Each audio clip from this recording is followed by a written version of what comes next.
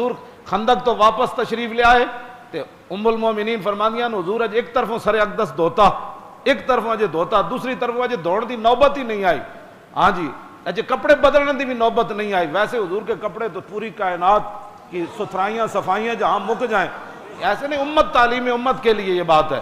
ابھی حضور نے کپڑے بھی نہیں بدلے تھے، جبریل دروازے پر آ گئے۔ ام المومنین کو بعد میں حضور نے فرمایا کہ یہ دہیہ قلبی نہیں تھے، ان کی شکل میں جبریل آئے بیٹھے تھے، وہ گھوڑی پر، حضور نے ان کو گھوڑی پر ایسے ہاتھ رکھا۔ ام المومنین فرماتی ہیں حضور سے وہ باتیں کر رہے تھے، حضور ان سے باتیں کر رہے تھے، انہوں نے کہا جی چلیے دوبارہ بنو قریظہ کی طرف چلیے۔ تو حضور نے فرمایا جبریل آپ دیکھ رہے ہیں میرے غلاموں نے خندق کھود دیا ہے، اتنی سردی میں وہ آ رہے ہیں، پیٹ پر پتھر انہوں نے باندھے ہیں، لو انذرتہم ایاما، کچھ دن ان کو مہلت دو، ایک دن نہیں، 2 دن نہیں، کچھ دن ان کو مہلت دو تاکہ یہ کم از کم آرام تو کر لیں، ان کے گھوڑے بھی آرام کر لیں، یہ تلواریں بھی صاف کر لیں، یہ کپڑے بھی بدل لیں۔ نہ کہا نہیں اللہ کا حکم ہے ابھی چلیے۔ یہ تو ایک تقریر کر کے پورا 24 گھنٹے سے آرام کرتے ہیں، پھر کھانے کھاتے ہیں۔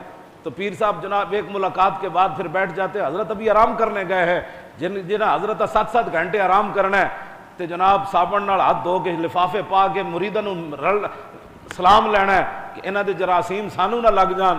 انہاں خندق کھودن جانا سی تے انہاں یہ کرنا سی، فرمایا کہ ابھی چلیے۔ تو حضرت بلال کو حضور نے بلایا، فرمایا بلال اذان دے دو۔